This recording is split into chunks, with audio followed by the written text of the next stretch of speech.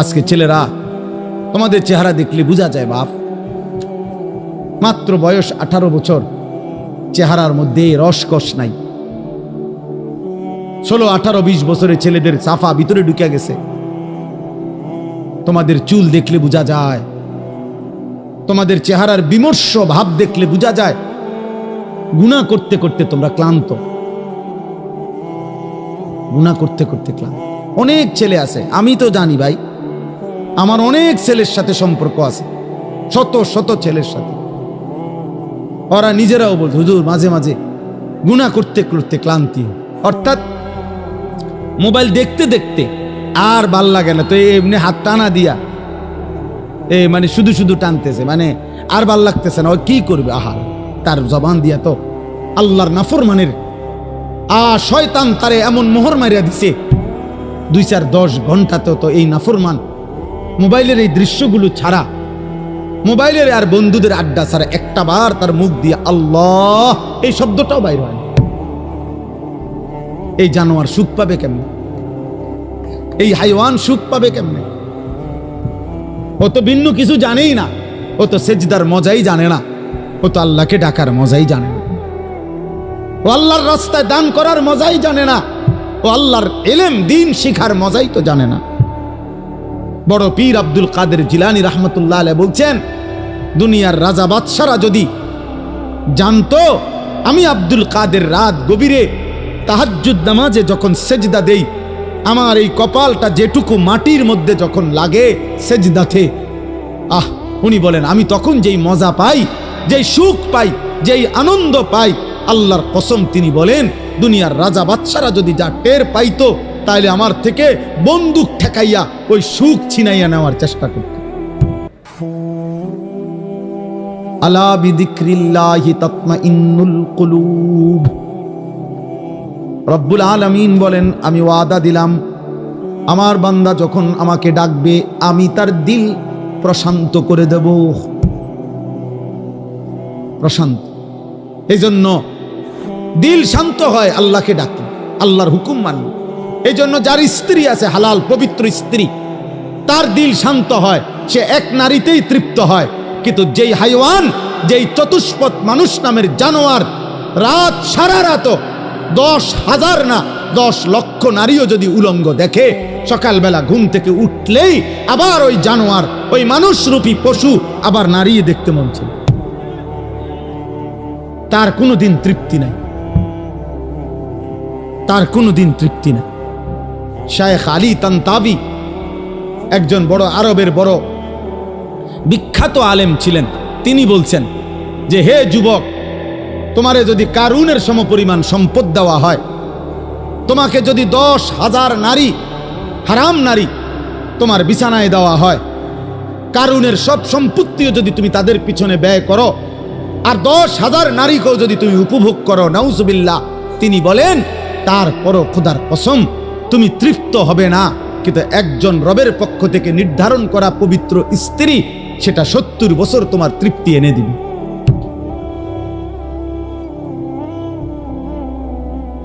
এই জন্য কোনো ছেলে যদি বুঝে থাকো, বুঝে থাকো, আল্লাহর দিকে ফেরো বাবা, আল্লাহর দিকে ফেরো।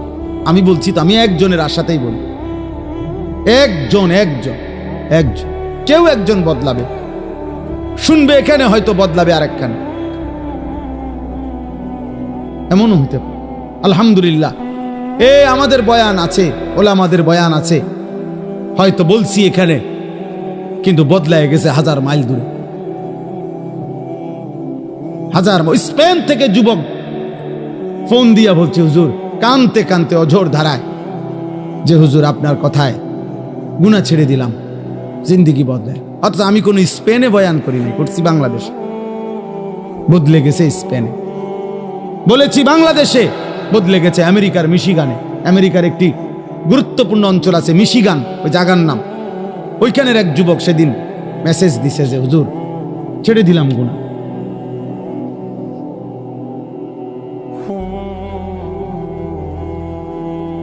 হ্যাঁ, এজন্য প্রিয় ভাই, আল্লাহ তাআলা বলছে কুল্লিল মুমিনিনা ইয়াগুদ্দু মিন আবসারিহিম, আরে মুমিন মাত্রই চোখ নামাবে। ইমানদার কেমনে ভিন নারী দেখে? ইমানদার কেমনে ভিন নারী দেখে? ইমানদার কেমনে মুসলমান পরের নারী? এক যুবক, হাদিসে আছে, তোমরাও শুনছ, নবীজির জামানায় এক যুবক এসে বলছিল, ইয়া রাসূলুল্লাহ সাল্লাল্লাহু আলাইহি ওয়াসাল্লাম, আমাকে জিনার অনুমতি দেন, আমি জিনা করতে চাই, ইদান লি বিজিনা। নবীজি তাকে 5টা প্রশ্ন করছে, যুবক কাছে আসো। নবীজি বলছে, তুমি কি চাও তোমার স্ত্রীর সাথে কেউ এই কাজটি করুক? সে বলছে না। বলছে, তুমি কি চাও তোমার বোনের সাথে কেউ এই কাজটি করুক? বলছে না। আমি সংক্ষেপে বলতেছি। নবীজি বললেন, তুমি কি চাও তোমার মেয়ের সাথে কেউ এই কাজটি করুক? বলছে না। নবীজি বলছেন, তুমি কি চাও তোমার মায়ের সাথে কেউ এই কাজটি করুক? নবীজি বলছেন না। স্ত্রীর কথা না, মাকে বলছেন। এরপরে নবীজি বলছে, তুমি কি চাও তোমার ফুফুর সাথে এই কাজটি কেউ করুক? যুবক বলছে না। নবীজি বলছে, তুমি কি চাও তোমার খালার সাথে কেউ এই জিনা করুক? যুবক বলছে, লা ওয়াল্লাহি জালানি আল্লাহু ফিদাআকা। হে আল্লাহর নবী, না, আমি চাই প্রয়োজনে আপনার কথা শুনে আমি আমার জীবন দিয়ে দেব, কিন্তু আমার পরিবারের এই আপনজনদের সাথে কেউ জিনা করুক আমি এটা মেনে নিতে পারি না। আল্লাহর নবী সাল্লাল্লাহু আলাইহি সাল্লাম বলেন, ওয়ালাল্লাযীনা ওয়ালান নাসু ইউহিব্বুনাহু লিবানাতিহিম লিআম্মাতিহিম লিখালাতিহিম লিউম্মাহাতিহিম লিআখাওয়াতিহিম। আল্লাহর নবী বলেন, তাহলে যুবক শোনো, কোন মানুষও তার বোনের সাথে কেউ জিনা করুক এটা চায় না। কোন মানুষও তার খালার সাথে কেউ জিনা করুক এটা চায় না। কোন মানুষও তার ফুফির সাথে কেউ জিনা করুক এটা চায় না। কোন মানুষও তার মায়ের সাথে কেউ জিনা করুক এটা চায় না। কোন মানুষও তার মেয়ের সাথে কেউ ব্যভিচার করুক এটা চায় না। তো তুমি কেমনে করবে? যুবক বলছি, ইয়া রাসূলুল্লাহ, আল্লাহর কসম আমি ছেড়ে দিলাম, ছেড়ে দিলাম নবী। আহা, এই কথা তো আমি ভাবি নাই এভাবে। আল্লাহর নবী সাল্লাল্লাহু আলাইহি সাল্লাম বলছে, যুবক তুমি আমার কাছে আসো। তো ছেলেটা কাছে আসছে। নবী সাল্লাল্লাহু আলাইহি সাল্লাম তার বুকের মধ্যে হাত মুবারক রেখে বলছে, 3টা দোয়া করে দিছে এই ছেলেকে। আল্লাহুম্মা গফির যামবাহু, আল্লাহ তার গুনাহগুলো মাফ করে দেন। ওয়া তাহহির কলবাহু, তার অন্তরটা পবিত্র করে দেন। ওয়া হাসসিন ফারজাহু, আল্লাহ তার লজ্জাস্থানটাকেও পবিত্র রাখেন। সাহাবারা বর্ণনা করছে, এই যুবক এরপরে মৃত্যু পর্যন্ত আর কোনোদিন 1 সেকেন্ডের জন্য ফালাম ইয়ালতাফিত ইলা শাইইন, সে আর কোনোদিন কোনো ভিন নারীর দিকে তাকায়। তোমরা না ফিরলে বাপ, আল্লাহর জন্য লড়বে কে বাপ? গাজার মানুষের জন্য কে কাঁদবে? ফিলিস্তিনের হামলা শেষ হলে ইসরায়েল থাইমা যাবে? কথা বলে না। ফিলিস্তিনের মুসলমান নিশ্চিহ্ন হয়ে গেলে ইহুদিরা থেমে যাবে তো? আমেরিকা থেমে যাবে তো? তোমরা জানো বাপ, আমাদের পার্বত্য চট্টগ্রাম, আমাদের বাংলাদেশের পার্বত্য, একটা কাগজ দেন, এটা দেন, এদিকে দেন। এই মনে করেন যে কেউ যারা বুঝের আছেন, ও বাংলাদেশের মানচিত্র দেখেন।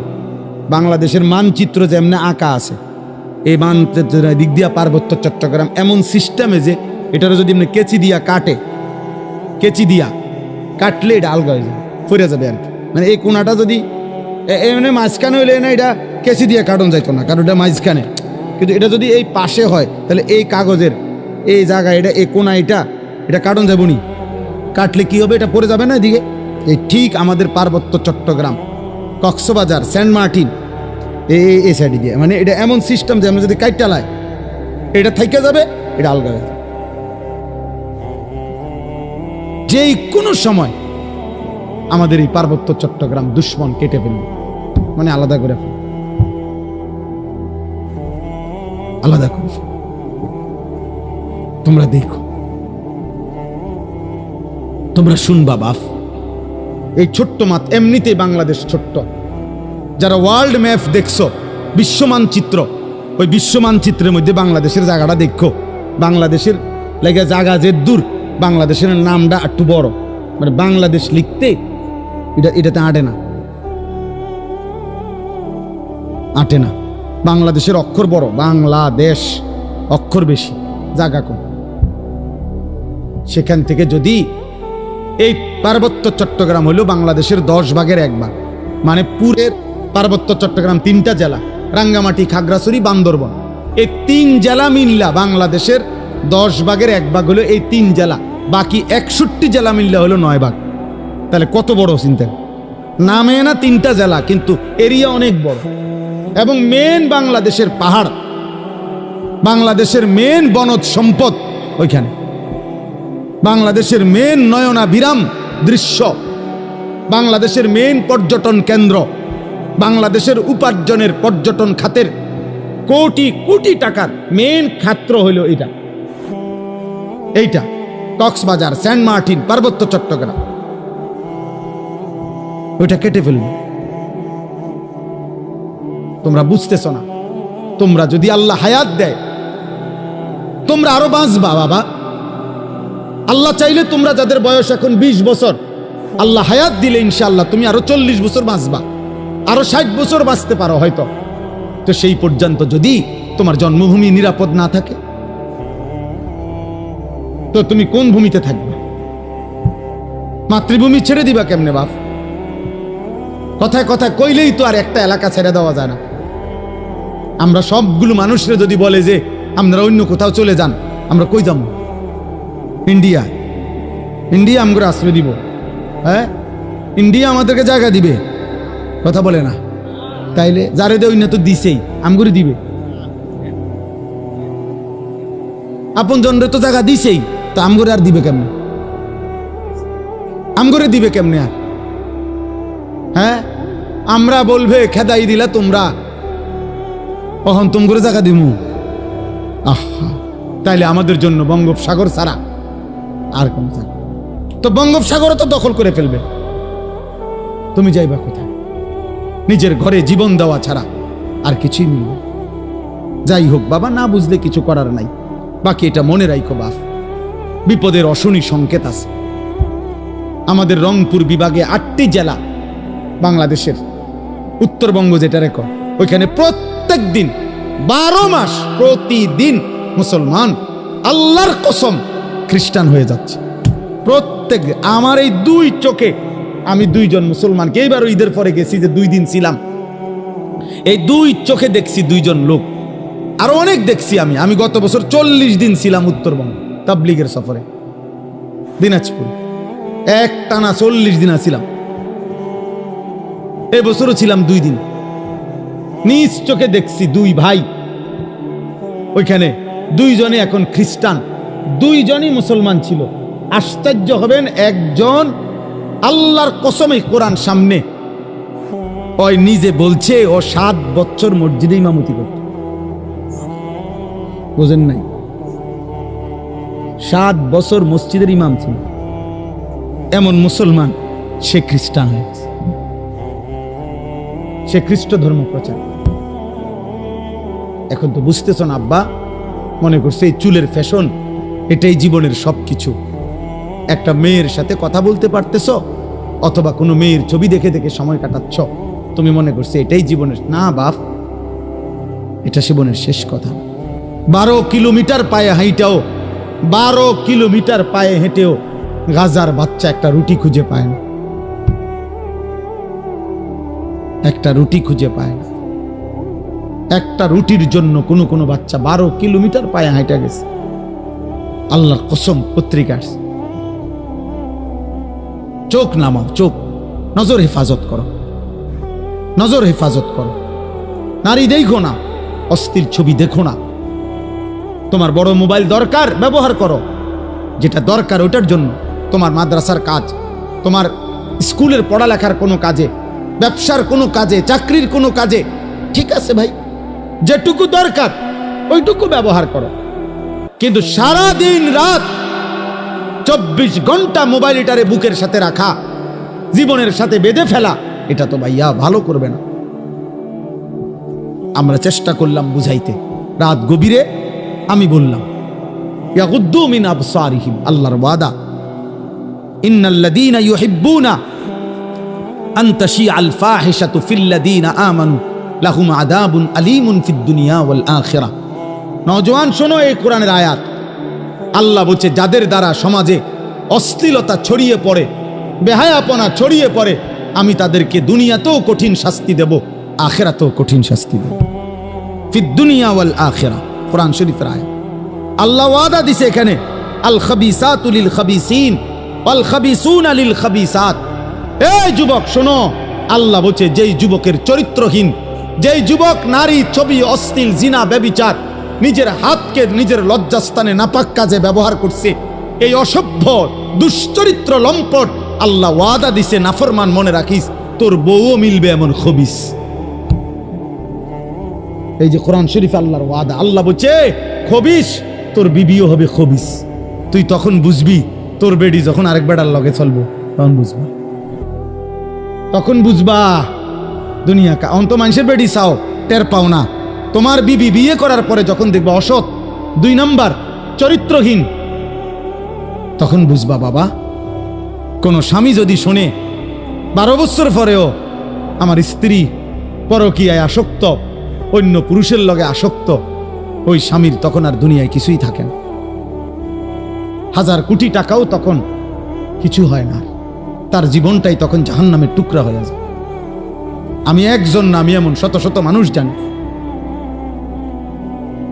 কত মানুষ আমাদের কাছে 400 কোটি টাকার মালিক, বেটা 400 কোটি টাকার মালিক, এমন ভদ্রলোকের চোখের কান্না আমি দেখছি।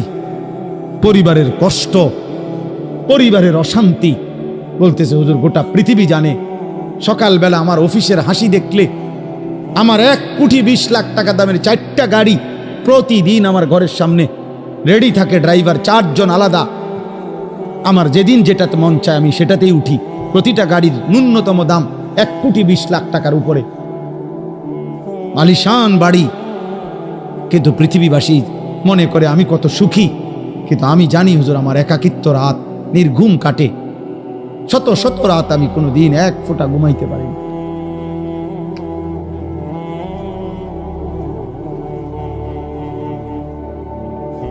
আমার যুবক ভাই কষ্ট পাইবা, মরলে তো কষ্ট পাইবাই, দুনিয়া তো কষ্ট পাই, দুকে দুকে মরে যাবা, দুকে দুকে। একদিন যখন দেখবা সময়ে প্রয়োজনে যৌবনের ক্ষমতা নাই, নারী দেখতে দেখতে, অশ্লীল দৃশ্য দেখতে দেখতে, বীর্যপাত হতে হতে শরীর নষ্ট হয়ে গেছে, একদিন বুঝবা যৌবনের কত দাম, শরীর স্বাস্থ্যের কত দাম, একদিন বুঝবা। যখন হার্বাল কোম্পানির ওষুধে ওষুধে ঘুরবা, কবিরাজি আর বনাজি ওষুধে ঘুরবা, তখন বুঝবা। হ্যাঁ হ্যাঁ, আমি সাফ সাফ বললাম। আল্লাহ বলছে ইয়াহফাজু ফুরুজাহুম, আমার বান্দা লজ্জাস্থান হেফাজত করো, লজ্জাস্থান হেফাজত করো। তুমি মুমিন, তুমি জিনা করো না, তুমি ব্যভিচার করো না, তুমি নিজের হাত নিজের লজ্জাস্থানে নাপাক ব্যবহার করো না, তুমি পুরুষে পুরুষে অপকর্ম করো না, তুমি মেয়ে মেয়ে নারী নারী অপকর্ম করো না, কোন রকমের বেহায়াপনা না চোখ দিয়া করবা, না লজ্জাস্থান দিয়ে করবা। আল্লাহ বলেন যালিকা আজকা লাহুম। এই এবার শেষ কথা হলো, আল্লাহ বলেন বান্দা আমি ওয়াদা দিলাম, চোখ যদি গুনাহ থেকে বাঁচাও, লজ্জাস্থান যদি বাঁচাও, এই 2 জিনিস বাঁচাইলে আমি আল্লাহ ওয়াদা দিলাম, আমি আল্লাহ তোমার অন্তরটা পুরাটা 100 পবিত্র করে দেব। যালিকা আজকা লাহুম, আজকা মানে সর্বাধিক পবিত্র করে দেব, 100 ভাগ দিল সাফ করে দেব, কলিজাটা পবিত্র করে দেব, কালবটা পবিত্র করে দেব, অন্তরটা আলোকিত করব। বসে থাকবা জমিনে, তাকাইলে চোখ বন্ধ করলে দেখবা আর সাজিমে, আর সাজিমে মান তারাকাহা মাখাফাতি আবদালতুহু ঈমানান ইয়াজিদু হালাওয়াতাহু ফি কলবি।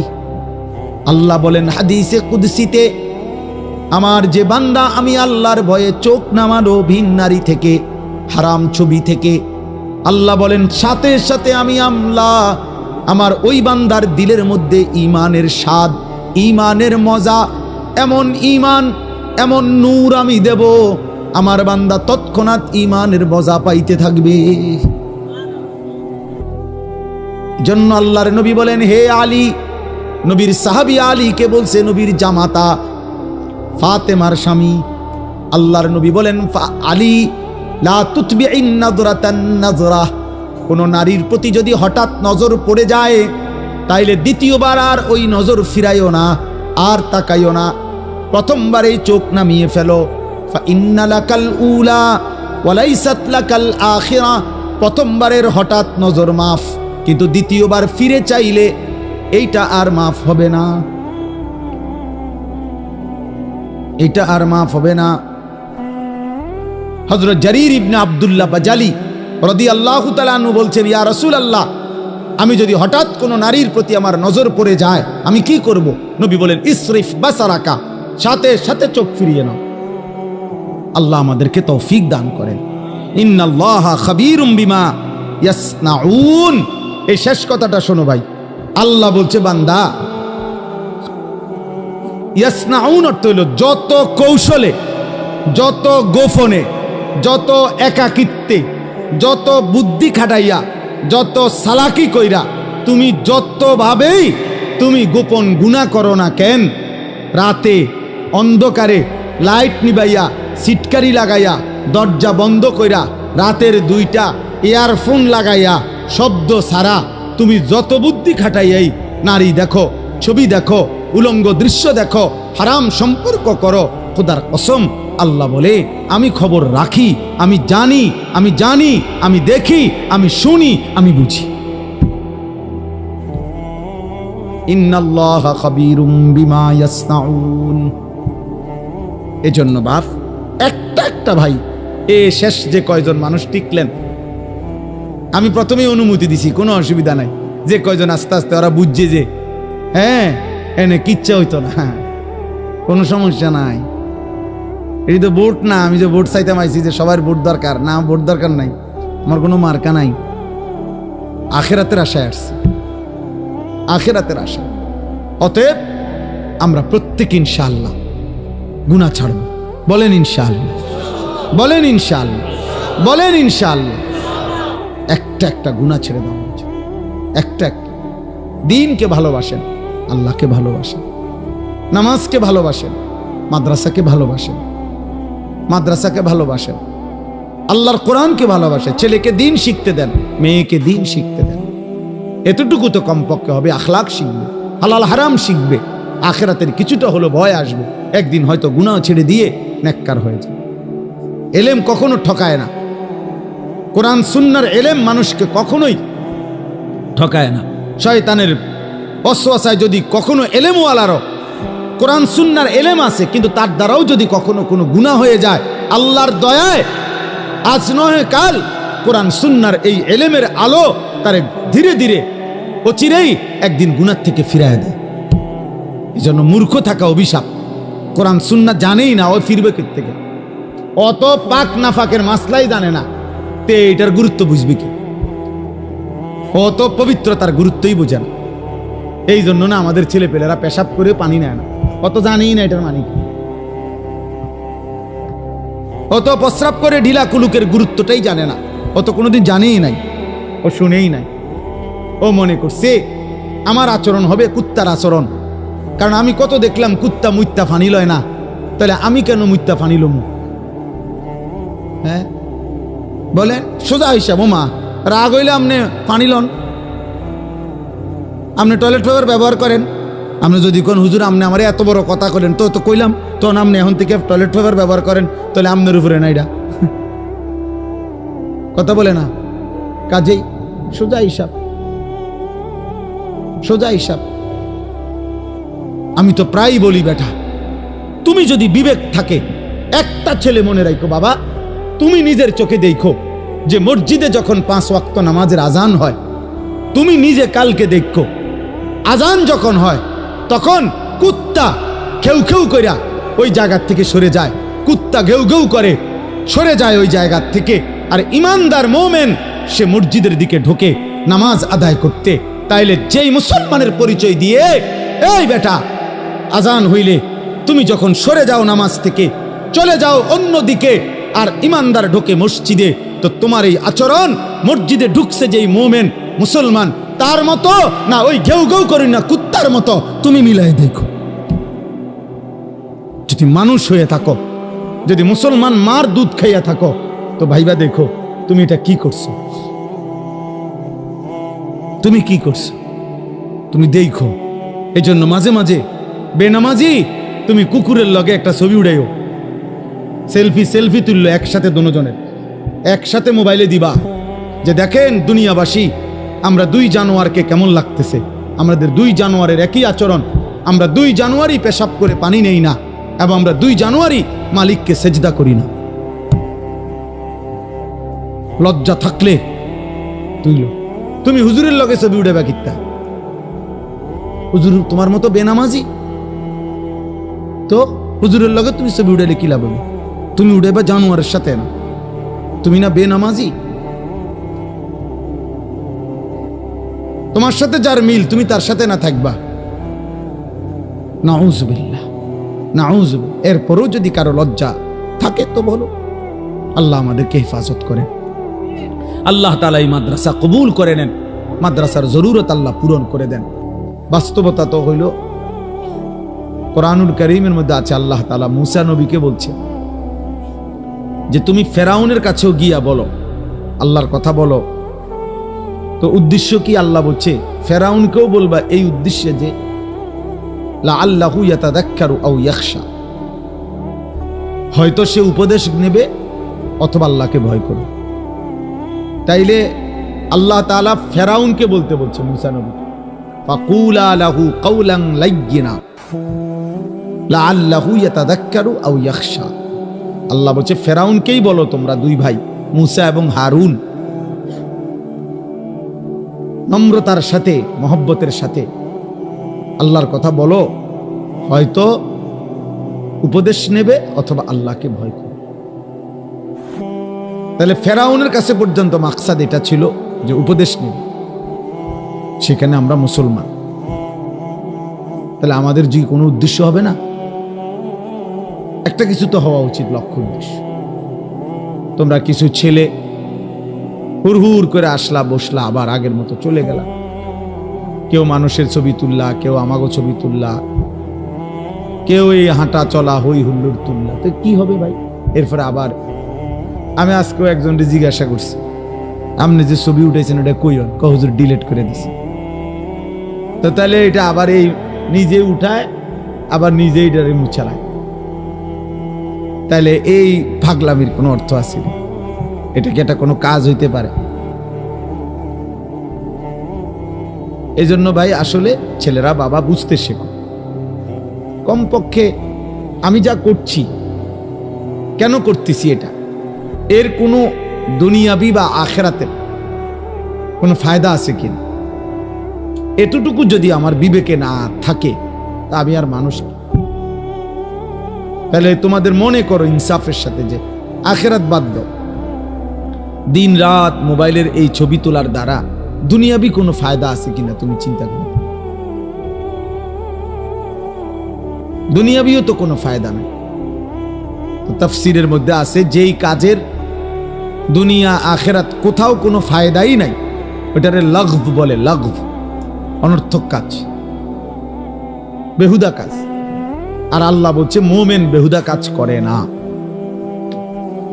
ওয়াল্লাযীনা হুম আনিল লাগভি মুরিদুন, আল্লাহ বলেন আমার মুমিন বান্দা বেহুদা কাজ থেকে নিজেকে বিরত রাখে। বেহুদা কথা, বেহুদা কাজ। তোমরা ছেলেরা, তোমরা বউ যারা দাঁড়ায় আছো, বসো বসো ভাই, বসো। যতক্ষণ শুনলে এতক্ষণ বসেই শোনো। আবার চলে যাইতে চাইলে কোনো অসুবিধা নাই, কেউই তো আর থাকার জন্য আসে নাই, সবাই আমরা চলে যাব। এই ঘন্টা খানিকের ভিতরে সব আয়োজনই শেষ হয়ে যাবে, সবাই যার যার ঘরেই আমরা ফিরে যাব, আবার একদিন দুনিয়া থেকেই চলে যাব। এই সহজ হিসাব। আমি প্রায় সময় অনেক দিন আমার জীবনে আমি এই প্যান্ডেল যখন ভাঙ্গে, মানে মাহফিলের শেষে তো আমি খানা খাই, তো অনেকক্ষণ পরে অনেক সময় বাইরই, তখন দেখি যে মাইকওয়ালারা মাইক খুলে ফেলতেছে, এই প্যান্ডেলের এক সাইড খুলতেছে, একদম নীরব হয়ে থাকে। আমার খুব মনে পড়ে যে হায়, গত কিছুক্ষণ আগে এখানে কি কোলাহল ছিল, আর এখন সব স্তব্ধ। ঠিক দোস্ত, এই পৃথিবী একদিন এমন স্তব্ধ হয়ে যায়। সত্যি সত্যি। আল্লাহ তাআলা বলেন ইজাস সামাউন ফাতারাত, এই বিস্তীর্ণ আসমান আমি আল্লাহ তাআলা ভেঙ্গে চুরচুর করে ফেলব, কাচের মতো ভাঙতে থাকে। ওয়া ইদাল কাওয়াকিবুন তাসারাত, এই কোটি কোটি তারকারাজি খসে খসে পড়ল। ওয়া ইদাল বিহারু ফুজ্জিরাত, পৃথিবীর সব সাগর নদীর সব পানিগুলো উত্তপ্ত হয়ে টকবক করতে করতে উতরাইতে উতরাইতে বাষ্পের মতো উড়ে যাবে, পানি শূন্য হয়ে যাবে। আল্লাহ তাআলা বলছেন। এই জন্য আসলে আমরা সবাই, যে বসে আছে সেও আসলে চলতেছে, যে ঘুমে আছে সেও আসলে চলতেছে। বাস্তবতা হলে আমরা সবাই প্রতি ঘন্টা পার হচ্ছে, সেকেন্ড পার হইতেছে, আমি কবরের দিকেই যাচ্ছি, যদিও আমি ঘুমে। কারণ ঘুমের কারণে তো আমি সময়কে থামাইতে পারি না, ঘুমের কারণে তো আমি সময়কে আটকায় রাখতে পারি না। আমি ঘুমাইছিলাম যেই ঘন্টায়, ঘুম থেকে উঠে দেখি আমার উপর দিয়া 6 ঘন্টা পার হয়ে গেছে। ধরে নেন ঘুমাইবার সময় আমার ছিল অন্ধকার, ঘুম থেকে উঠে দেখি আমি পৃথিবী আলোকিত হয়ে আছে। তাইলে আমরা মূলত ঘুমে থাকি আর সোজা থাকি, বসে থাকি, আমরা আসলে চলতেছি।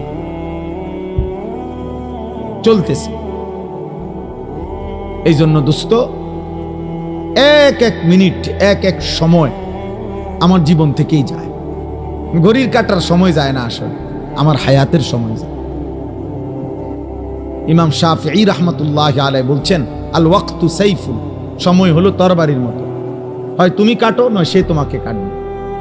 অর্থাৎ হয়তো তুমি সময়কে ভাগ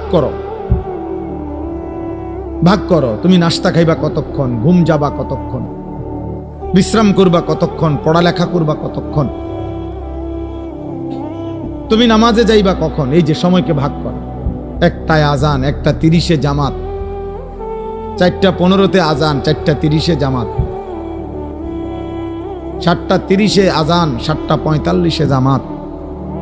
এই যে ভাগ, সময়কে তুমি ভাগ করো তোমার জীবনের জন্য। আর নাই তো সময় তোমাকে কাটতে কাটতে কাট করে সেকেন্ড চলেই যায়, কাজে লাগাইলো নষ্ট করে দিল।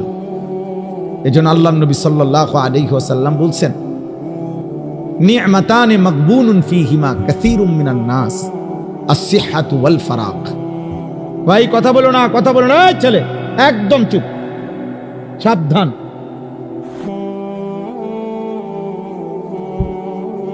একদম চুপ করো, তোমার কথা বাকি থাকলে উঠে চলে যাও, আমার কোনো আপত্তি নেই। খামখেয়ালি মানুষ আমি দেখতে পারি না, কোনো সমস্যা নাই আমার, যে চলে যাওয়ার কোনো অসুবিধা নেই। আমি তো এটা নির্বাচনী কোনো জনসভা না, আমি কোনো ভোটার প্রার্থী না, আমার কোনো মার্কা নাই। তাইলে আমি একজনের জন্য আল্লাহর কথা যে পরিমাণ গুরুত্ব, 1 লক্ষের জন্য একই গুরুত্ব, বুঝেন নাই? সোজা হিসাব। কোন গাফেলকে 1000 বছর যেই কলস উল্টাইয়া রাখছে, যেই জগ উল্টাইয়া রাখছে, যেই গ্লাস উল্টানো, ওইটার মধ্যে আটলান্টিক মহাসাগরের পানি ঢাললেও ওই গ্লাস পুড়বে না। কোনো পানির সমস্যা না, গ্লাসের সমস্যা।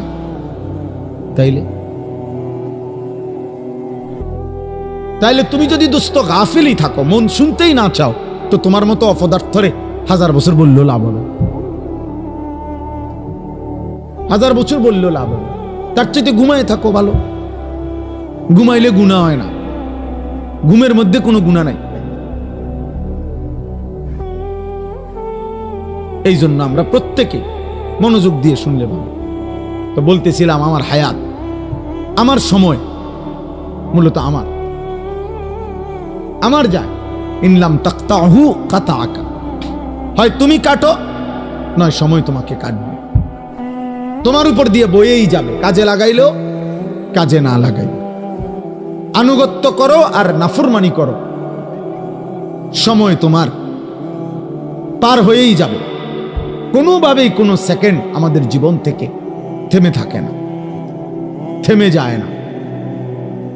এই জন্য সব একসাথে বুঝবে এটা না ভাইয়া, আমরা এটা জানি।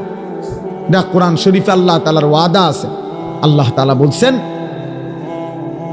নবীজিকে, ওমা আকসারুন নাসি ওয়ালাউ হারাসতা বিমুমিনিন। কোরআন শরীফে সূরা ইউসুফে আছে, আল্লাহ তাআলা বলেন, হে নবী, আপনি খুব চাইলেও সব লোক মুমিন হবে না। আপনি আরো চাইলো, আরো চিৎকার করলো, আরো কাঁদলেও হবে না। যেটা আমাদের নবীকে বলছে, তাহলে আমাদের দ্বারাও একই কথা, একই কথা। এই জন্য দোস্ত, আমরা প্রত্যেকে অল্প একটু সময়, আমি চাই না খুব লম্বা কথা বলতে, অল্প একটু সময় আমরা সামান্য কিছু কথা মনোযোগ দিয়ে শুনবার চেষ্টা করি। আল্লাহ আমাদেরকে তৌফিক দান করে। ছেলেদেরকে বলি, বাপ, তোমরা একটা জীবন, একটা মানুষ, সারা দিন সারা রাত হাসি ঠাট্টা খেলতামাশায় কাটাইয়া দেওয়া, সারা দিনে একবারও নিজের কোনো দায়িত্ব কর্তব্য মনে না পড়া, এটা ঠিক না বাবা, এটা উচিত না আসলে। বাপ, একজন মানুষ সারাক্ষণ গাফেল থাকে না, সারা দিনে আমার কোনো কাজ নাই, এটা কোনো সুস্থ স্বাভাবিক মানুষ হইতে পারে। লাকাদ খালাকনাল ইনসানা ফি কাবাদ। আল্লাহ কসম করে বলছে, আমি মানুষকে সৃষ্টি করেছি পরিশ্রম নির্ভর, অর্থাৎ মানুষের সত্তার মধ্যে আল্লাহ তাআলা বলছে, মানুষের সৃষ্টির মধ্যে আমি পরিশ্রম করার যোগ্যতা, মানসিকতা আমি সৃষ্টিগতভাবে দিয়ে দিয়েছি। মানুষ মাত্রই মেহনত করবে।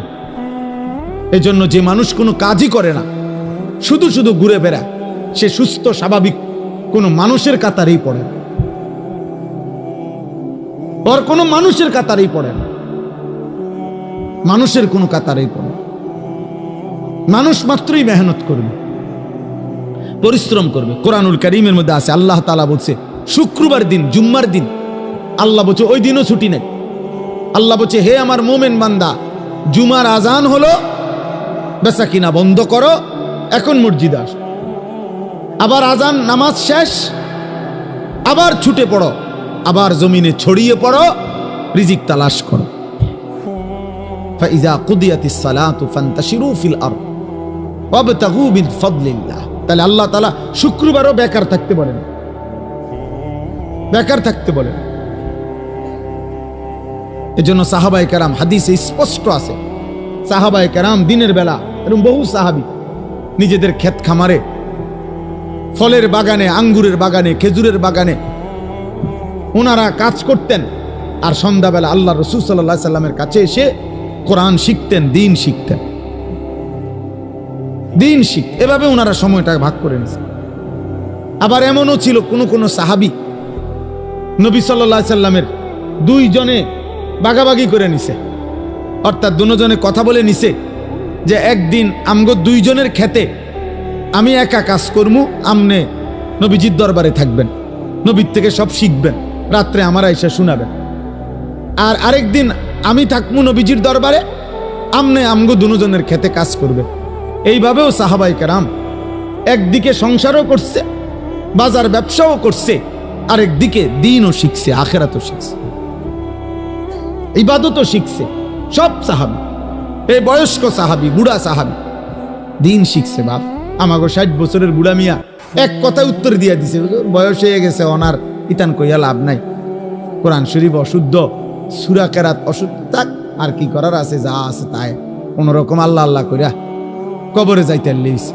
আহারে, এক বুজুর্গ বলছিল, আমি কিতাবে পড়ছি যে হে আল্লাহর বান্দা, দুনিয়া থেকে কোন রকম, তো বারবার বলতে পারছো একটা কথা, যে যদি কোন রকমে কবরে যাইগা, মানুষ বিরক্ত হইয়াও বলে যদি মরে যাইতাম, মানুষ দুঃখ কষ্ট অনেক সময় বলে যদি মরে যাইতাম, মহিলারা অস্থির হইয়া, মহিলারা বেশি বলে এতে মরে গেলে ভালো আসিল। তো ওই আল্লাহর ওলি বলছে, হে বাবা, হে আল্লাহর বান্দা, এখন তো দুনিয়ার পেরেশানির থেকে মোল্লা, কবরে গেলে ভালো হইতো, কিন্তু কবরে গিয়ে যখন আযাব শুরু হবে তখন কি বলবা? এবার কোথায় গেলে ভালো হইতো? এখন তো দুনিয়ার থেকে বললা এটা, তখন কি বলবো? তখন কি বলেন? আহা, কোরআনুল কারীমের মধ্যে আছে, নাফরমান বারবার দুনিয়ায় ফেরত আসতে চাইবে, আল্লাহ বলবে কাল্লা, না না, কখনোই না রে বান্দা, কখনোই না, কখনোই না। এজন্য ছেলেরা, বাপ তুমি তোমার জন্য কমপক্ষে, আমি সারাদিন এটা বলি, প্রত্যেক দিন সারা বছর চিল্লাই, আমার কথা হইলো এদূর কমপক্ষে যে ভাই তুমি তোমার কথা ভাবো। ছেলেটা তুমি তো সুস্থ মানুষ, 16 বছর 18 বছর 20 বছর, শরীরে একটা রোগ ব্যাধি নাই। আমার কোমরে এখানে সারাক্ষণ ব্যথা করে, সারাক্ষণ, ফুল টাইম। আমি চশমা খুলে ফেললে ছোট লেখা দেখি না। প্রতিদিন রাতে ঘুমের আগে গলার জন্য ওষুধ খাই, 4টা ট্যাবলেট খাই প্রত্যেক দিন, খোদার 12 মাস প্রতিদিন। তাইলে ভাইয়া 40 বছর পরে এখন তো দুর্বল আমরা, কিন্তু তুমি তো আলহামদুলিল্লাহ শক্ত সামর্থ্যবান। তুমি কেন নামাজ পড়ো না? তুমি কেন আল্লাহ চেনো না? তাহলে তুমি কষ্ট, ক্লান্তি, দুর্বল সময়ে কেমনে ইবাদত করবে? তখন হয়তো মন চাইবে, কিন্তু শরীরে তো কুলাবে না, তখন তো শরীরে কুলাবে না। আল্লাহ নবী সাল্লাল্লাহু আলাইহি ওয়াসাল্লাম বলছেন, এটাই বলতেছিলাম যে 2টি নিয়ামত মানুষের এমন, যা থাকাকালীন মানুষ ধোঁকা খায়, কদর করে না। এক, আসিহাতু, সুস্থতা। সুস্থতা যতক্ষণ থাকে মানুষ কদর করে না, কদর করে। 2, আল ফারাগু, অবসর। যখন হাতে সময় আছে তখন বন্দিগি করেন, বন্দিগি করে। এই জন্য ভাই, বাবা, মা, বোন, আমি আপনি প্রত্যেকের এটা ভাবা উচিত। তু আগার মেয়েরা নিহি বানতা না বান আপনা তো বান। তুমি যদি আমার কোনো উপকার, কারো কোনো উপকার নাই করো, তো নিজের জন্য তো কিছু করো, নিজের ভালোটুকু ভালো, নিজের কল্যাণ দেখো। তোমরা যে কয়জন ছেলে তোমরা ভাবো, একজন ছেলে হলে একজনই ভাইবো বাবা। তোমার নিজের যেভাবে আসি, সারাদিনে যারা 1 ওয়াক্ত নামাজ পড়লা না, প্রিয় সন্তান, 16 বছর বয়সী, 18 বছর বয়সী বাবা, তোমার উপরে তো নামাজ ফরজ বাপ। তো সারাদিনে যারা 1 ওয়াক্ত নামাজ পড়ো নাই, তো তোমার আখের গন্তব্য কোথায়? এই অবস্থায় যদি তুমি নাফরমানের মৃত্যু হয়, তো তুমি কই পৌঁছবা বাপ? তোমার কি বুঝে ধরে না এটা? সকাল থেকে রাত পর্যন্ত সারাক্ষণ যে মোবাইলে নারী দেখে, ছবি দেখে, অশ্লীল দৃশ্য দেখে, তো এর শেষ ঠিকানা কোথায়? তুমি বলো ভাইয়া, তোমার যদি কোনো বিবেক থাকে, যদি মানুষ হয়ে থাকো, যদি মুসলমানের ঘরে জন্ম নিয়ে থাকো, যদি আল্লাহ বলে কারো নাম শুনে থাকো, যদি নবী মুহাম্মদ সাল্লাল্লাহু আলাইহি ওয়াসাল্লাম বলতে কারো নাম শুনে থাকো, কোরআন বলতে যদি কোনো কিতাব শুনে থাকো, ইসলাম বলতে কোনো ধর্মের নাম যদি শুনে থাকো, তুমি ভেবে দেখো তো বাপ, এই নারী, ছবি, এই মদ, জুয়া, জিনা, ব্যভিচার, এই সুদ, ঘুষ, এই জোর জুলুম, চুরি, ডাকাতি, ছিনতাই, রাহাজানি, মানুষের উপরে অন্যায় জুলুম করা, মানুষের সম্পদ লুণ্ঠন করা, মানুষের উপরে জোর জবরদস্তি করা, হারাম করা, এর কি কোনো শেষ নাই? কথা বলে না, এর শেষ নাই? বলে না ভাই, কোনো শেষ নাই? ফেরাউন শেষ হয় নাই, নমরুদ শেষ হয় নাই, সাদ্দাত, কারুন শেষ হয় নাই। তুমি তার চাইতে বড় ক্ষমতাধর, তুমি তার চাইতে বড় ক্ষমতাধর হয়ে গেলা। আওয়ালাম ইয়ালাম আন্নাল্লাহা কাদ আহলাকা মিন ক্বাবলিহি মিনাল কুরুনি মান হুয়া আশাদ্দু মিনহু কুওয়াতান ওয়া আকসারু জামআ। আল্লাহ কারুনকে বলছে এই কথা, কোরআনে আছে। কারুনকে যখন মুসা আলাইহিস সালাম বলছে, হে কারুন, আল্লাহর দেওয়া এই সম্পদ তোমারে আল্লাহ অঢেল সম্পদ দিছে, তুমি যাকাত দাও। তখন কারুন বলছে, এগুলো আল্লাহ দেয় নাই, এই মুসা, এগুলা ইন্নামা উতিতুহু আলা ইলমিন ইনদি, আমার বুদ্ধি, আমার মেধা, আমার পরিশ্রম খাটাইয়া আমি এগুলো কামাই করছি, আল্লাহ দেয় নাই। খোদার কসম, আল্লাহ তখন বলছে, হায় কারুন, তুমি জানো না তোমার চাইতে অনেক বেশি শক্তিধর, তোমার চাইতে অনেক বেশি সম্পদওয়ালা বহু নাফরমান ইতিপূর্বে আমি এই পৃথিবীতে ধ্বংস করে দিয়েছি, ধ্বংস করে দিয়েছি। কারণ তুমি জানো না,